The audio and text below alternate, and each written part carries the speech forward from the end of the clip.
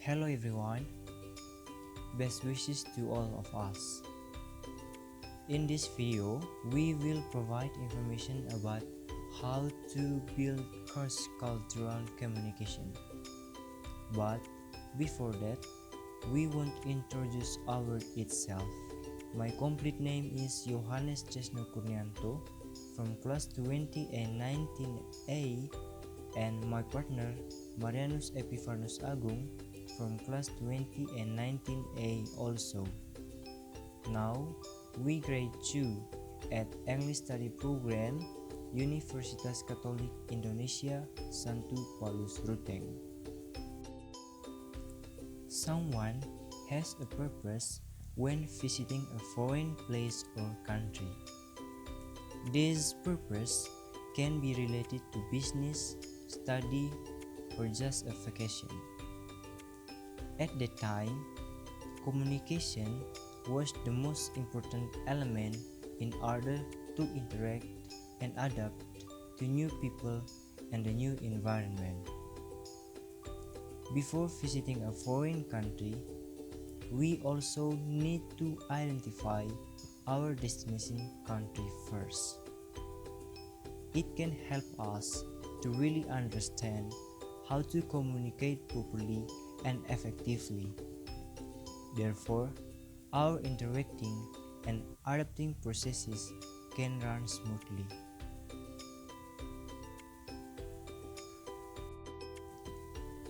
Before we visit a foreign place or country, we need to know two things about cross-cultural communication. These two things are: the first one, cross-cultural communication focus on the social, mindset, and cultural attributes of different groups of people. It also involves understanding the different cultures, language, and customs of people from other countries. The goal is to influence each other, whether it is for the good of a culture or to destroy a culture, or it could be the initial stage of the acculturation process or the merging of two or more cultures which produce a new culture. And the second one, cross-cultural communication is dynamic, which is continuous and always changing.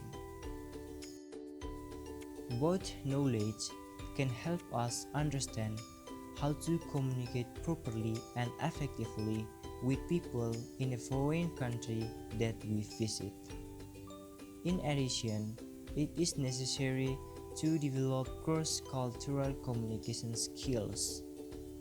In developing cross-cultural communication skills, there are several things that can encourage the progress of this development. These things are: the first one is motivation.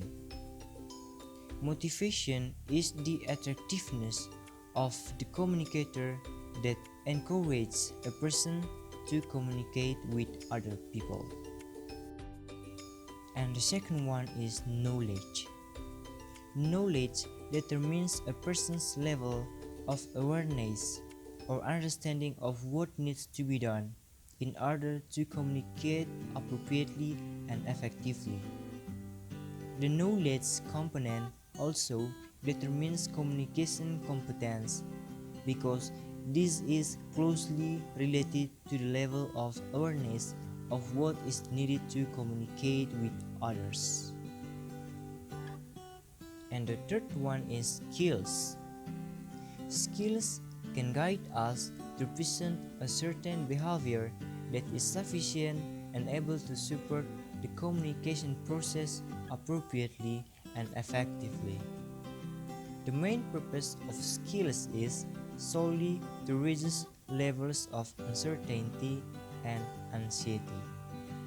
To reduce uncertainty, at least one must have empathy skills, behave as flexible as possible, and the ability to reduce the uncertainty situation itself. However, in the process of improving cross-cultural communication skills, there are several factors that often occur. They are: the first one is physical. These communication barriers come from time, environment, personal needs, and the media. And the second one is culture.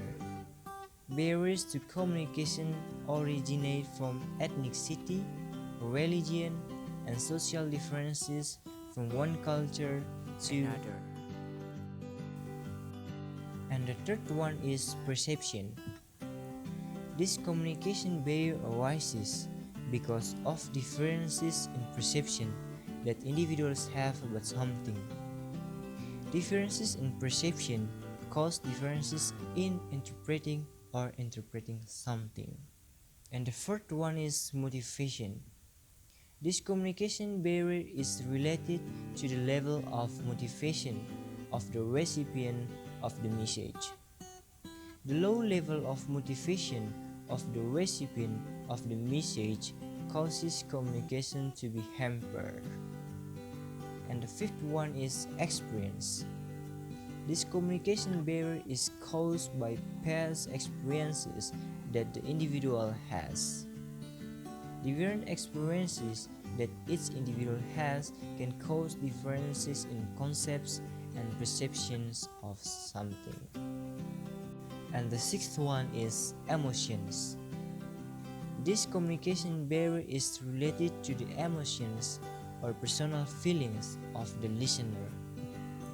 If the listener's emotions are bad, the communication barriers that occur will be even greater and difficult to overcome.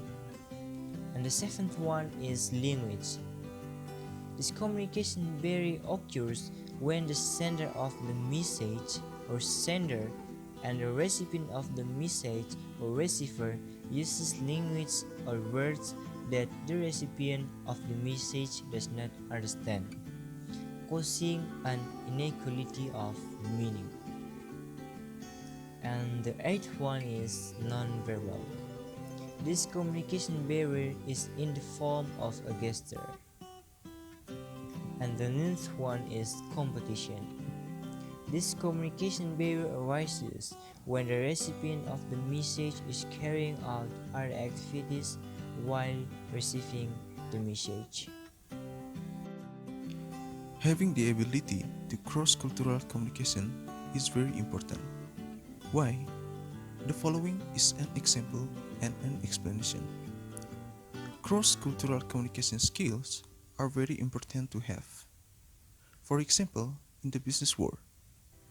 In the business world, cross-cultural communication is a very important element. If business people are going to expand their business to other areas or to other countries, business people must have an understanding of culture, starting from language customs to social life in that region or country, so that there are no fatal mistakes that can lead to business failure. For example, it causes communication that is not smooth, causing discomfort and misunderstanding. Examples of application of cross-cultural communication skills. The following are examples of differences in the application of cross-cultural communications. The first one, Indonesians and Westerners have significant differences in communication. Indonesians, when communicating with each other, do not require the interlocutor to stare at each other. For Indonesians, staring at each other and not staring at each other while talking is an ordinary thing. For Westerners, when communicating with each other, they are required to look at each other. For them, staring at each other when communicating with each other is a very polite thing in the sense of respecting each other's conversation. When they communicate and do not look at each other, each of the interlocutors will think that this conversation is not appreciated. So, this is all our information about how to build cross-cultural communication. We hope by watching this video, the audience can understand how to build cross-cultural communication, which by understanding how to build cross-cultural communication, misunderstanding in cross-cultural communication is reduced or will not occur at all. Thanks for watching.